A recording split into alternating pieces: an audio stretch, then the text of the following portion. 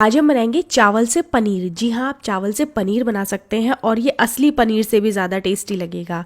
ये बहुत ही क्रीमी पनीर बनता है और एकदम सॉफ्ट बनता है, ज़रूर ट्राई करें।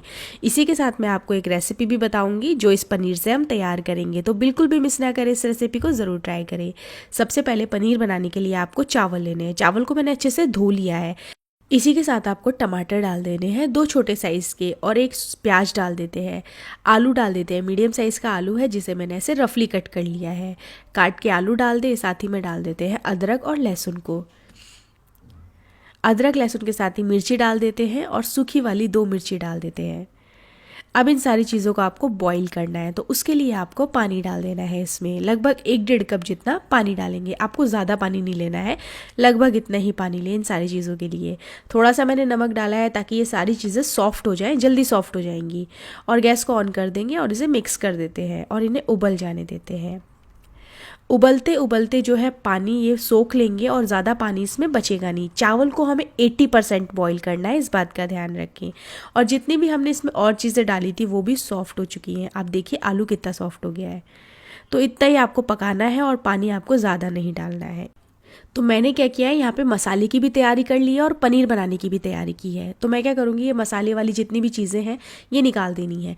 जैसे टमाटर, मिर्च, प्याज, ये सब कुछ निकाल दे, लहसुन प्याज भी निकाल दे। बस आपको छोड़ना है तो आलू और चावल छोड़ने हैं, बाकी हमने जितनी भी चीज़ें डाली हैं वो आपको निकाल देनी है। अगर आपको ये प्रोसेस थोड़ा सा भी मुश्किल लग रहा है तो आप दोनों चीज़ों को अलग अलग बना सकते हैं, ज़रूरी नहीं है कि साथ में ही बॉईल करना है। अब देखिए पैन में क्या बचा है, सिर्फ चावल बचे हैं और आलू बचे हैं। इन्हें ठंडा हो जाने देते हैं और ये जो हमारा मसाला था इसे हम तैयार कर लेते हैं तब तक, क्योंकि हमें ग्रेवी तैयार करनी है। सबसे पहले टमाटर का ये जो स्किन है वो निकाल देते हैं। उसके बाद ये जो मसाला है पीस लेना है आपको, कुछ काटना पीटना कुछ नहीं है, सिर्फ आप इसे ऐसे ही पीस ले, क्योंकि ये पहले ही बॉईल हो चुका है, अच्छे से ईजिली पिस जाएगा। थोड़ा सा पानी डाल के इसका एकदम स्मूथ सा पेस्ट तैयार कर लेते हैं। इस पेस्ट में मैं काजू का इस्तेमाल भी कर रही हूँ क्योंकि इससे रिचनेस बहुत अच्छी आएगी हमारी ग्रेवी में। अगर आप नहीं डालना चाहते हैं तो स्किप कर सकते हैं। काजू को मैंने 10 मिनट के लिए भिगा दिया था पानी में, इससे इसका रिजल्ट बहुत अच्छा आता है। पानी निकाल के काजू को पीस ले और आपका जो पेस्ट है वो काफ़ी रिच बनता है, जिसकी वजह से ग्रेवी भी काफ़ी रिच बनेगी और अच्छी बनेगी। तो मसाला तैयार हो चुका है, अब आपको पनीर तैयार करना है। तो ये जो आलू प्याज हमने ठंडे होने के लिए रखे थे इन्हें आपको सीधा इस मिक्सी जार में डाल देना है, बड़े जार का यूज़ करें। फिर आपको डाल देना है इसमें मिल्क पाउडर। आपने देखा होगा जब भी हम पनीर खाते हैं उसमें हल्की सी स्वीटनेस होती है, उसी के लिए हम मिल्क पाउडर डाल रहे हैं और डेयरी वाला फील भी आएगा इससे। और साथ ही में आपको डाल देना है 1/4 कप जितना ही मैदा, 1/4 कप ही मिल्क पाउडर था, और ज़रा सा पानी डाल के आपको इसको पीस लेना है। ज़्यादा पानी आपको नहीं डालना है, क्योंकि जितना भी चावल का स्टार्च था, आलू का स्टार्च था, प्लस उसमें पानी था, वो भी इसमें गया है। आप ये देखिए हमने स्मूथ सा पेस्ट तैयार कर लिया है, ये पूरी तरह से स्मूथ बना है, एकदम स्मूथ ही बनाए इस पेस्ट को, ये ज़रूरी है। पेस्ट आपका तैयार हो जाए उसके बाद आप क्या करें, कोई भी थाली या इस तरह का आप बर्तन ले सकते हैं। मेरे पास ये मोल्ड है, मैं इसमें बना रही हूँ पनीर को, आप थाली का इस्तेमाल करें। थाली आपकी गहरी होनी चाहिए। और ये जो बैटर है, ये जो हमने पनीर का बैटर तैयार किया है, इसे आपको इस बर्तन में रख देना है, इस मोल्ड में सेट कर देना है एक तरीके से। थाली है तो थाली में सेट कर दें आप। और आप इसकी कंसिस्टेंसी देखिए कितनी स्टिफ है, ये देखिए जैसे व्हिप क्रीम होती है, स्टिफ है बिल्कुल। बिल्कुल भी ये हिलेगा डुलेगा नहीं और गिरेगा नहीं, इस तरीके का ही आपको ये पनीर के लिए बैटर रखना है, इस बात का ध्यान रखें, बहुत ज़रूरी पॉइंट है। अब पनीर हमें बनाना कैसे है, वैसे तो पनीर हम दूध को फाड़ के अलग से बनाते हैं रुमाल में बांध के, लेकिन ये जो पनीर है आपको स्टीम करना है। इसे स्टीम करने के लिए मैंने एक कढ़ाई में पानी लिया और उसमें स्टैंड रखा, फिर ये मोल्ड रख देना है और ढक्कन को बंद करके इसे 15 मिनट के लिए आपको स्टीम करना होगा। शुरुआत में आपको ये थोड़ा सॉफ्ट दिखेगा ऊपर की सतह, आप क्या करें इसे थोड़ी देर के लिए फ्रिज में रख दें, उससे क्या होगा ये जल्दी सेट हो जाएगा। तब तक हम ग्रेवी तैयार कर लेते हैं जब तक हमारा पनीर सेट हो रहा है। तो कढ़ाई में मैंने ऑयल डाला, इसके बाद इसमें काली मिर्च डाल देते हैं, थोड़े से खड़े मसाले डालेंगे बेसिकली। थोड़ी सी मैंने यहाँ पे लौंग डाल दी है, ज़्यादा नहीं डालेंगे, ज़्यादा स्ट्रॉन्ग ग्रेवी नहीं बनाएंगे। फिर ये तेज पत्ता डाल दिया और जीरा डाल देते हैं। इन सारी चीज़ों को हल्का सा क्रैकल होने देते हैं और हींग भी डाल देते हैं, हींग से फ्लेवर अच्छा आता है। फिर आपको शिमला मिर्ची डाल देनी है इसमें, आप चाहें तो डालें, नहीं तो सिर्फ पनीर से भी बना सकते हैं। मैंने थोड़ी शिमला मिर्ची भी डाल दी है, इससे टेस्ट अच्छा आएगा। आप अपनी पसंद की कोई और सब्ज़ी ऐड करना चाहते हैं इस रेसिपी में तो डाल सकते हैं। फिर आपको ये मसाला डाल देना है जो हमने प्रिपेयर करके रखा हुआ था, ये मसाला इस टाइम पे इस्तेमाल करें।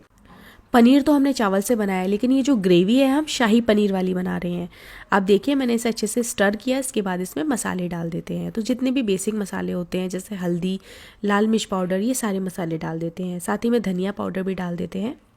ज़्यादा क्वांटिटी ज़्यादा नहीं लें आप मसालों की, नहीं तो स्ट्रॉन्ग बन जाएगी ग्रेवी। साथ ही में मैंने यहाँ पे गरम मसाला भी डाल दिया इस टाइम पे, और जीरा पाउडर डाल देते हैं। सारे मसाले आधा छोटा चम्मच ही हैं। और ये किचन किंग मसाला भी डाल देते हैं, अगर आपके पास है तो डाल सकते हैं। और लास्ट में मैं यहाँ पे डाल रही हूँ काश्मीरी लाल मिर्च पाउडर, ताकि ग्रेवी का कलर अच्छा है। अच्छे से स्टर कर लें। ये ग्रेवी जो है मैं थिक रखूँगी, तो इसलिए हम पानी ज़्यादा यूज़ नहीं करने वाले हैं इसमें। तो अभी तो हम मसाले को भून रहे हैं, तो थोड़ा सा पानी डाल के मसाले को भूनना शुरू करते हैं। ध्यान रखिए हमने इसमें काजू लिया है, तो काजू की वजह से क्या होता है, ग्रेवी पैन में बहुत ज़्यादा लगती है। तो पानी डाल के इसे आप भून लें अच्छे से, लेकिन आपको ध्यान रखना है कि ये नीचे ना लगे।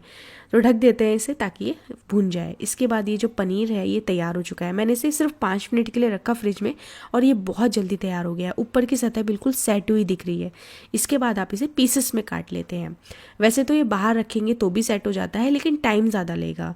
तो हमें रेसिपी तैयार करनी है, तो इसके लिए मैंने इसे फ्रिज में सेट होने के लिए रखा था। आप देखिए मैं इसे नाइफ़ से कट कर रही हूँ। नाइफ़ एकदम क्लीन है, इसका मतलब पनीर हमारा अच्छा तैयार हुआ है।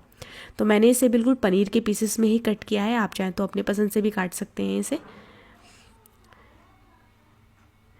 ये सिर्फ आपको पनीर का ही टेक्सचर नहीं देता है, इनफैक्ट ये आपको काफ़ी मलाईदार और क्रीमी सा लगेगा खाने में।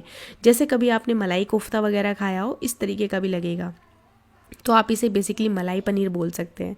ये देखिए कितना ज़्यादा सॉफ्ट है और एकदम अच्छे से सेट हुआ है। कोई कह ही नहीं सकता है कि आपने इसे चावल से बनाया है। इसमें काफ़ी ज़्यादा स्टार्च का भी इस्तेमाल हुआ है, तो ये काफ़ी सॉफ्ट सा बनता है। और ये देखिए हमारा मसाला बिल्कुल तैयार हो चुका है, भुन चुका है। एक बार इसे 2 मिनट के लिए चलाते हुए भून लेते हैं, ताकि ऑयल अच्छे से सेपरेट हो जाए। मसाला अच्छा भुन जाता है तो सब्ज़ी अच्छी बनती है। ये देखिए जैसे ही ऑयल सेपरेट हुआ है, इसके बाद हमने इसमें और पानी डाल दिया और पनीर डाल देते हैं। जैसे कि मैंने बताया मैं इसे बहुत ज़्यादा पतला नहीं रखूँगी, थिक कंसिस्टेंसी ही रखने वाली हूँ, तो मैंने थोड़ा सा ही पानी डाला है, आधा कप जितना। फिर आपको ये पनीर डाल देना है जो हमने घर पर तैयार किया है। वैसे तो पनीर बनाने में लंबा समय लगता है, लेकिन ये 15 मिनट में ही तैयार हो गया है। और बिल्कुल नई रेसिपी है, मतलब आप कंपेयर नहीं कर सकते हो कि इसका टेस्ट कैसा आने वाला है। आप जब इसे ट्राई करोगे तभी पता चलेगा। फिर मैंने आखिरी में नमक डाल दिया है और इसे अच्छे से मिक्स कर दिया है। रेसिपी हमारी बिल्कुल तैयार है। आप चाहे तो हरा धनिया या कसूरी मेथी डाल सकते हैं ऊपर से। क्रीमी बनी है, बिल्कुल शाही पनीर ही लग रहा है देखने से तो, लेकिन आप एक बार ज़रूर ट्राई करें। मस्ट ट्राई रेसिपी है। और मुझे कमेंट में ज़रूर बताएं आपको ये पनीर की रेसिपी कैसी लगी और ये नई तरीके का पनीर कैसा लगा। रेसिपी अच्छी लगी हो तो लाइक ज़रूर करें।